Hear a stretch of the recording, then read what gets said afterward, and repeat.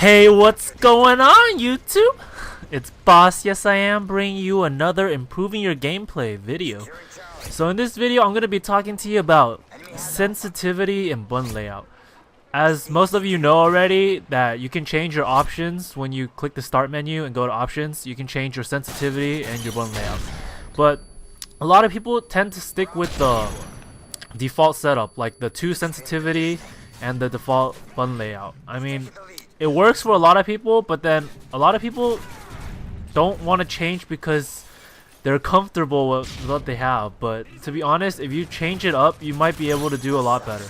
Like when I first started playing Modern Warfare 2, when like a year after it came out, because I started COD pretty late. I never got to play Call of Duty 4 or World at War. I just bought Call of Duty 4 like 2 weeks before Modern Warfare 3 came out, and I only played that for like a week before I started Modern Warfare 3. So yeah. So when first I'll talk about sensitivity. As you can see, I make turns really quickly.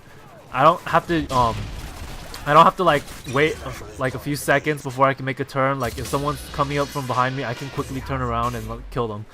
So yeah, sensitivity. Most people play on 2 or 3 or something like that, and a lot of good commentators and MOG people play on 2 or 3 sensitivity as well, because they say that 2 or 3 sensitivity is a lot easier to snap on the target and such.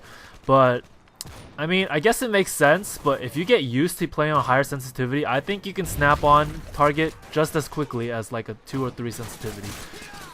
Like, I'm pretty accurate with my shots for the most part, and I play on 10 sensitivity. I mean, it takes a few games or like a few weeks or so to get completely used to it, but once you get used to it, I'm pretty sure that it will help you out a lot in the long run. And something that might be able to help you to adjust to your new sensitivity is buying one of those control freaks. You can put it on your controller, and then it basically elevates your right thumbstick, so then it's easier to control the higher sensitivities, and it really helps out a lot. I think my friend boss-yesiam first showed me that like about a year ago.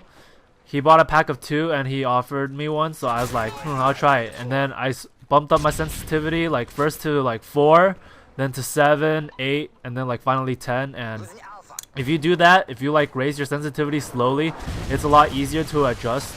So then you should probably try to do that if you want to bump your sensitivity up, because a lot of times having a higher sensitivity will be able to help you survive. Like because if you have 2 sensitivity, it's really hard to turn on enemies if they're already shooting you from behind. And yeah, but if you're a good player, then I guess you're probably not gonna have enemies spawning behind you a lot. But in Modern Warfare 3 with the crazy spawns system, it's pretty likely that there's gonna be people behind you at some time. So yeah, having a higher sensitivity will help you a lot with that. So yeah, my next thing is button layout. Most people start with default, which is basically the same thing as what I use, which is tactical, but the only difference is that you switch the prone and crouch button with the knife button. So a lot of people like using default, and then you can use it to like panic knife really easily, right? But then to be honest, panic knifing, okay, it's iffy. I don't really like panic knifing because it kind of annoys me sometimes, because I'm like shooting this guy, and then I get knifed out of nowhere. But but yeah, so switching to tactical layout, okay, I get really lucky here. I don't even know. This guy was pretty bad. He's trying to knife me. So yeah, panic knifing is really annoying to a lot of people, and Infinity Ward said that they fixed it, which I don't really think, because knife still kills in 1 hit. It's really easy, and I see a lot of lunges sometimes still. But yeah, I actually think knifing is worse in this game, because it's a lot more inaccurate, I would say. It's more of a chance if you're gonna try to knife someone like straight up, because there's a lot of times where I missed my knife really easily. I didn't really see this guy, but yeah, see, I dropped really quickly right here because I'm using the tactical layout. So instead of the knife button, you hold the right analog stick and you'll drop. So drop shotting is really convenient. I mean, you can just drop on the ground and then you just keep shooting this guy, and they'll still be shooting at your like waist or like chest level, because that's what they're used to. They don't expect you to drop. I mean, it's even harder to kill someone who's drop shotting than it is to kill someone who's strafing with Stalker. And so I really think that being able to drop really quickly with tactical layout is really helpful.